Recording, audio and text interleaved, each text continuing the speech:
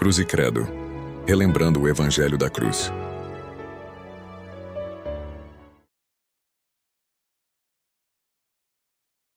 Versículo 8,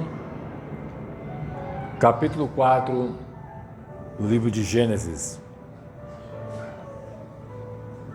Disse Caim a Abel, seu irmão: vamos ao campo. Estando os dois no campo, sucedeu que se levantou Caim contra Abel, seu irmão, e o matou. Disse o Senhor a Caim: onde está Abel, teu irmão? Ele respondeu: não sei. Acaso sou eu tutor do meu irmão? E disse Deus: que fizeste? A voz do sangue de teu irmão clama da terra a mim. Os amados podem sentar. Glória a Deus.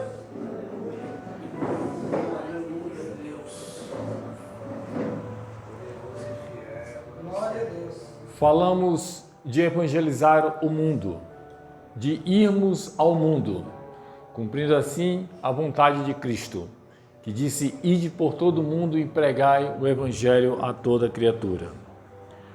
No entanto, ao acessarmos a televisão, ou sites, ou vermos no YouTube, ou em qualquer outra forma de plataforma que nos permite ter contato com o mundo, o que nós presenciamos é males, é calamidade, é tragédia, é crueldade. A situação fica mais complexa ainda, porque nós cremos em Deus, cremos que esse Deus é bom, misericordioso e que tem todo o poder. Então, a nós, como desafio do mundo é: onde está Deus que não intervém nesse mundo crueldade? Por que Deus, sendo bom e todo-poderoso e misericordioso, não faz alguma coisa quando vê tanto mal e tanta calamidade no mundo? Sabemos que essa é uma das razões porque muitos deixam a igreja. Sabemos que essa é uma das razões porque muitos perdem a fé em Deus. Não faz sentido. Pessoas perderam a fé durante a Segunda Guerra Mundial. Se você teve algum contato com o que foi o Holocausto durante a Segunda Guerra Mundial, você fica perguntando: onde estava Deus? Se Deus existe, onde está Ele? Sei o caso de um jovem que perdeu sua fé em Deus depois que viu a sua noiva agonizar de um câncer terminal durante um bom tempo. E por mais que ele orasse, pedisse oração, sua noiva morreu.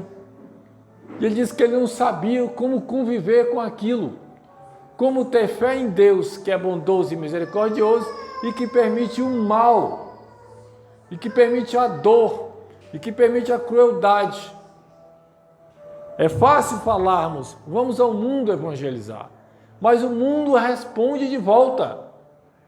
Você vem falar de Deus bom e misericordioso, e aqui o sujeito do lado matou, roubou, estrupou, fez todo o mal. Onde estava Deus? Onde estava teu Deus? Esse texto que nós lemos hoje, ele é significativo por várias razões.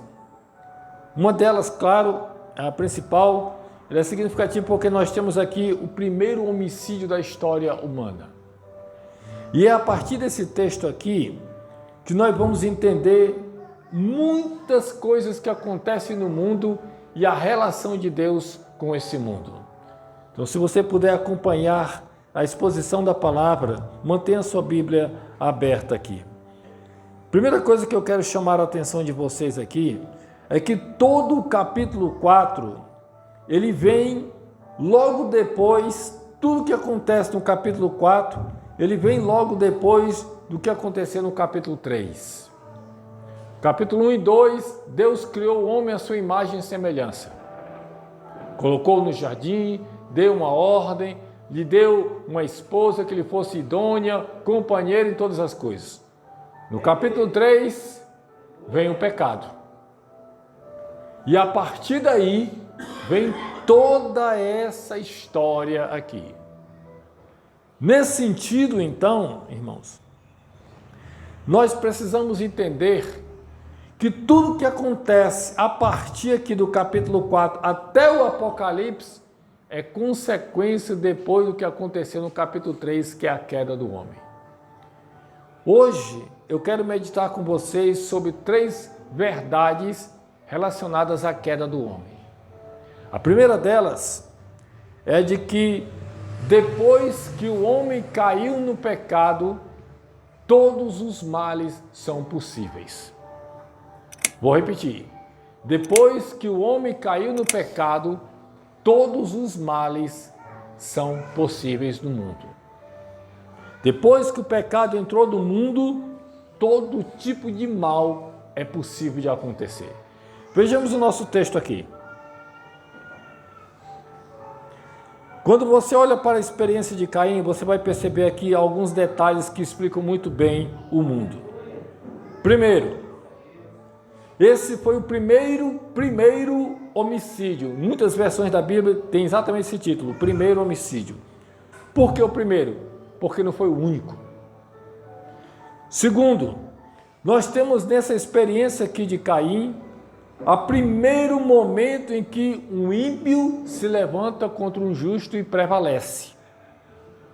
Caim era ímpio, Abel, de acordo com Hebreus 11, Abel era justo. Mas quem venceu aqui? Caim. Terceiro, nós temos aqui o primeiro momento em que se percebe que o mal pode acontecer até mesmo uma família temente a Deus. Observe os versículos antecedentes, verso 3 e o verso 4. Nós temos Caim e Abel oferecendo uma oferta ao Senhor. Os pais deles não eram ninguém menos do que Adão e Eva. Então, a imagem de Deus, a presença de Deus era uma realidade nessa família. Era totalmente real. Não era um pagão, não era um grego da Mesopotâmia, nem romano. Não, era Adão e Eva e aqui Caim e Abel. A primeira grande família na história. E é nessa família que acontece o primeiro homicídio. Primeiro homicídio. E aqui, um último ponto que vocês talvez leram esse texto e não perceberam. Deus não fez nada para impedir a morte de Abel. Abel não era justo? Por que Deus não impediu? Porque Caim se levanta e mata. E por que Deus não impediu? Volto ao meu ponto. Depois que o homem pecou, todos os males são possíveis e Deus nem sempre vai intervir. Nem sempre vai intervir. Deus pode intervir? Deus pode intervir em todos os dias. Nós nem fazemos ideia dos livramentos que recebemos do Senhor. Então, esse texto deixa bem claro que depois que o pecado entrou no mundo, todos os males são possíveis. Gente pode morrer, gente pode ser assaltada. O justo aqui, Abel, foi quem sofreu. Porque justo na Bíblia pode sofrer. Hoje nós temos a teologia da prosperidade em diversas igrejas que fala que crente não fica doente, crente não fica pobre, crente não passa por dificuldades. E tem toda essa mentira de gente pregando isso que só se fala de bênção e de prosperidade. E quando na realidade não é assim. Na realidade nós passamos dificuldade. Às vezes não temos dinheiro para pagar o aluguel, para pagar o gás que acabou, não temos dinheiro para nada. Nos vemos no aperto, de repente os filhos ou alguém mais próximo se vê doente, a gente ora e ora e não temos como ajudar. Você pergunta, cadê Deus? Depois que o pecado entrou no mundo, todo mal é possível. Segunda verdade que nós precisamos entender aqui nesse texto e que esse texto nos permite ver. Depois que o pecado entrou no mundo, o homem vive uma relação desajustada com Deus, com o próximo e com ele mesmo. Se não, preste atenção no nosso texto. Preste bem atenção que Caim, nos versos antecedentes, ele trouxe do fruto da sua terra uma oferta ao Senhor. Nos diz aí o versículo 3. é uma espécie de culto a Deus. Culto a Deus. Ele traz uma oferta ao Senhor. Então ele está prestando uma espécie de culto a Deus. Mas ao mesmo tempo esse homem que faz essa oferta ao Senhor, ao mesmo tempo esse homem, ele mantém uma relação desajustada com Deus. Se não, preste atenção. Primeiro, Caim fica com raiva de Deus quando Deus não corresponde às suas expectativas. O texto diz que Deus rejeitou a oferta de Caim. Versículo 5. Qual é a reação de Caim? Diz o texto: ele ficou profundamente irado. Irado com quem? Com Deus. Foi Deus que rejeitou a sua oferta. Deus não quis a oferta de Caim. Caim trouxe, Deus rejeitou. Ele ficou com raiva. Com raiva. Segundo, você percebe que às vezes Caim tratava Deus como se Deus fosse igual a ele. É o texto. Quando depois que ele mata Abel, diz o versículo 9, Deus chega para Caim e diz: onde está Abel, teu irmão?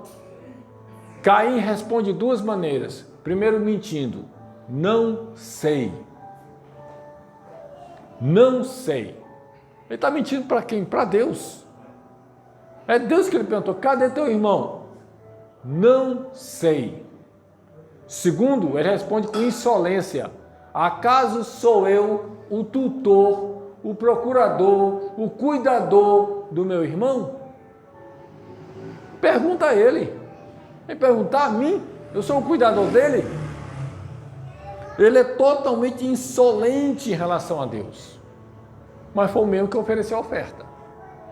E terceiro, ele também tem a capacidade de agir como se Deus não existisse. Você vê isso pelo fato de ele ter matado a Abel. Matou Abel quando? Olha só o versículo antecedente. Versículo 6 e o versículo 7. Deus chega para Caim e diz: por que tu estás com raiva? E por que descaiu o teu semblante?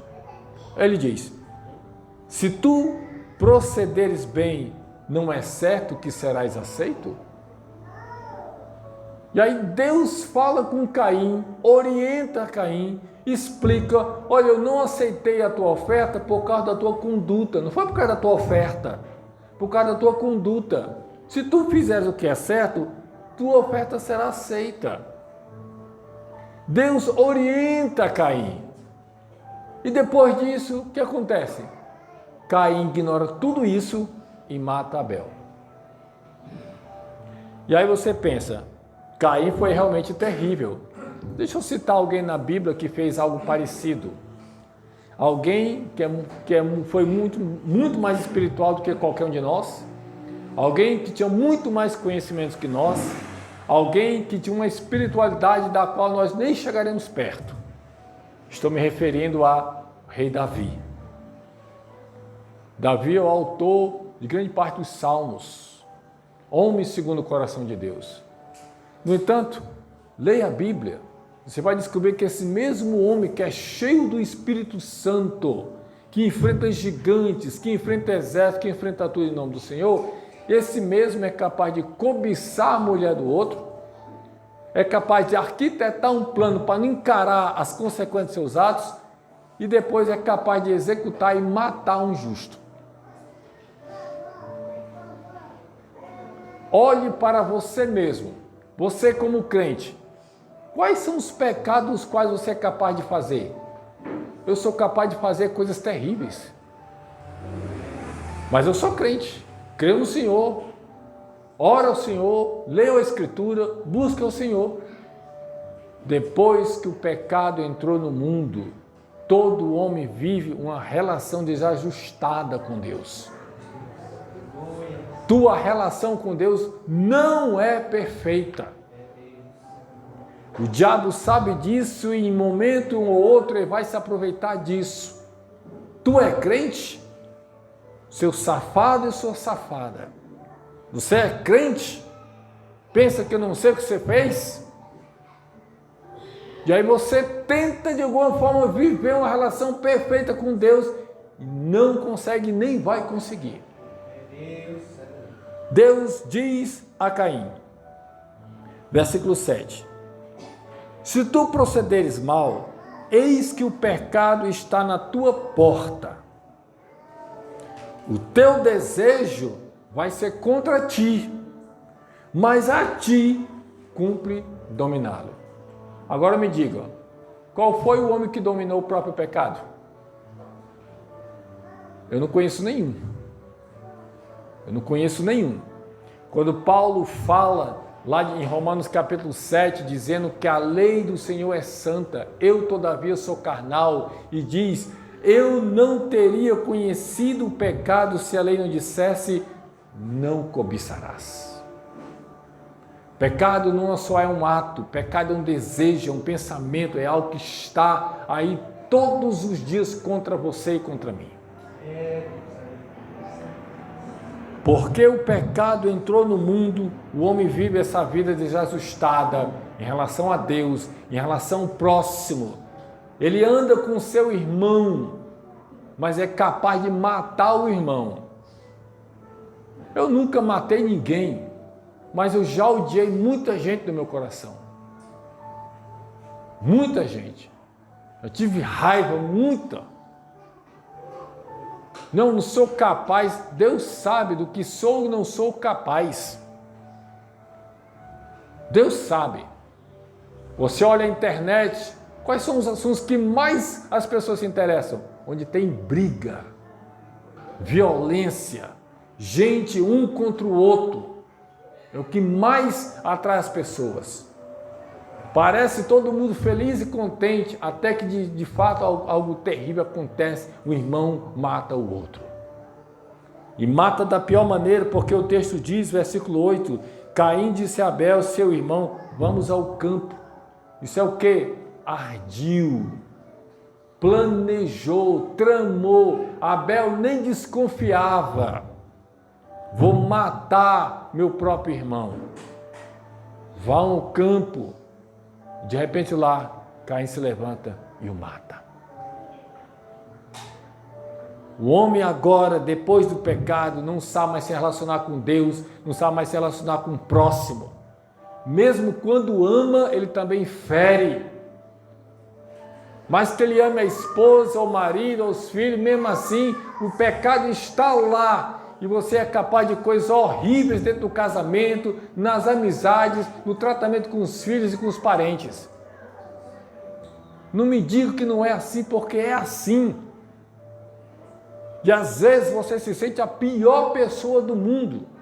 Mas deixa eu te dizer, você não é a pior pessoa do mundo. Você é apenas pecador e pecadora. Depois que o pecado entrou no mundo, ninguém tem mais uma relação perfeita com ninguém. Eu amo fulano e fulana. Você pode até amar do fundo do seu coração, até ser sincero, mas porque o pecado está em ti, você vai ser capaz de coisas terríveis dentro dessa relação. Mentir, trair, ser desonesto, ser falso. Você pode tentar, mas vai ferir o próximo. Porque o pecado está contra ti. Terceira verdade que nós precisamos perceber nesse texto. Depois que o homem caiu no pecado, Deus agora sempre vai confrontar o homem. Preste bem atenção no texto. Deus não impediu que Abel fosse morto, mas Deus agora vai chamar Caim para um ajuste de contas. E aí chega o Senhor, versículo 9. Disse o Senhor a Caim, onde está Abel, teu irmão? O Senhor não impediu, matou, mas agora o Senhor vai chegar pessoalmente agora com Caim e vai tratar. Agora, a relação de Deus com o homem é de juiz. O mundo fala, não, mas Deus é pai, não é padrasto. Não, Deus é juiz. E ele vai olhar de cima a baixo e vai julgar. Ele é juiz do homem agora. Julgou a Adão. Senhor, eu ouvi a tua voz e porque eu estava nu me escondi e tive medo. Como sabia que estavas nu? Comeste do fruto que eu disse para não comer? Ah, Senhor, a mulher que tu me destes. Então a culpa é de Deus agora? E aí Deus vai julgar o homem, vai julgar a mulher. E agora chama Caim para as conversas. E ele vai tratar como juiz. Deixa eu dizer aqui uma coisa para você. Não pense que qualquer pecado vai passar impune diante de Deus. Gente matando, gente roubando, gente fazendo toda essa miséria. Vão todos comparecer perante aquele que é o grande juiz, que está sentado no trono e que vai julgar com retidão. Pregar o evangelho no mundo é pregar o evangelho de um juiz que odeia o pecado. Odeia o pecado e vai lançar os pecadores, o diabo, todos no inferno. Ah, não creio nisso. É problema seu. O evangelho é o evangelho da confrontação que vai trazer Jesus como Senhor e juiz sobre a história. E quando o homem tem essa percepção, o que acontece? Ele se torna fugitivo da presença do Senhor. É a partir do versículo 11. Deus diz: eis agora, pois, maldito por sobre a terra. E aí Deus começa a fazer uma lista de coisas que vão acontecer na vida de Caim. E uma delas está aí no versículo 14. Caim vai estar ausente da presença de Deus. Não vai mais estar na presença de Deus. Deus o rejeitou. Portanto, depois que o pecado entrou no mundo, todos os males são possíveis, os homens vivem uma vida de relacionamento desajustado e Deus é juiz. A pergunta, eu quero fazer essa pergunta para concluir. A pergunta é: existe alguma coisa que pode ser feita por causa do pecado? Parece que essa descrição que eu fiz é totalmente negativa. O homem está no pecado e Deus é juiz e todo mal pode acontecer. Existe alguma coisa que pode ser feita? Alguma coisa que pode ser feita para lidar com isso? A resposta está lá em Hebreus capítulo 12. Hebreus capítulo 12, o autor diz o seguinte, exortando e estimulando que os irmãos permanecessem na fé, ele diz: irmãos, nós não chegamos ao Monte Sinai, o monte da lei, o monte que gerava medo de Deus, porque até Moisés, quando se aproximou do monte, ele tremia de tanto medo da presença de Deus. O autor dos Hebreus diz: não foi a esse monte que nós chegamos a Jesus, mediador de uma nova aliança, e nós chegamos ao sangue da aspersão, que fala coisas superiores ao sangue de Abel. Agora, por que o autor dos Hebreus diz isso? Por causa desse texto aqui, gente. Olha só, capítulo 4, versículo 10. O sangue do teu irmão clama da terra a mim. O autor dos Hebreus diz que o sangue de Cristo clama coisas superiores ao do sangue de Abel. Vamos entender isso. O clamor do sangue de Abel era contra o pecador, porque foi contra Caim. O clamor do sangue de Cristo é a favor do pecador, porque o seu sangue purifica de todo o pecado. O clamor do sangue de Abel foi por causa de um pecador. O clamor do sangue de Cristo é a favor de muitos pecadores. O clamor do sangue de Abel vem da terra para Deus. O clamor do sangue de Cristo é do céu para a terra. Porque Cristo, quando morreu, ele entrou no Santo dos Santos do céu e agora vive para interceder por aqueles que creem no seu nome. Não importa o tamanho do pecado cometido, Aquele que se arrepender e crer no Senhor Jesus, o seu sangue o purifica de todo o pecado. Lhe dá uma nova história, apaga tudo que foi feito.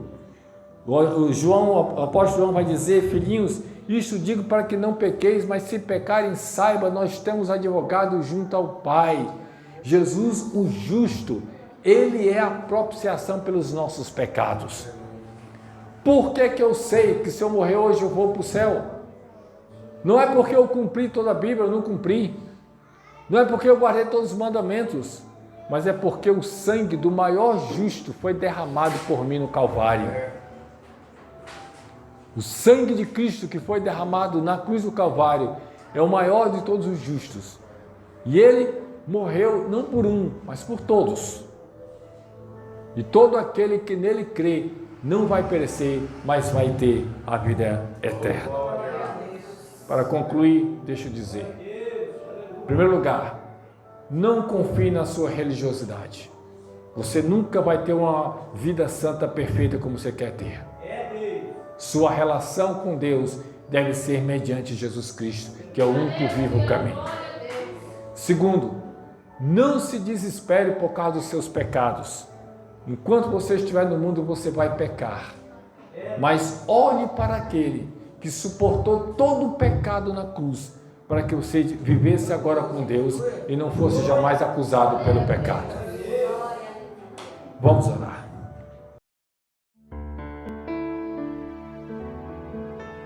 Cruz e Credo, relembrando o Evangelho da Cruz.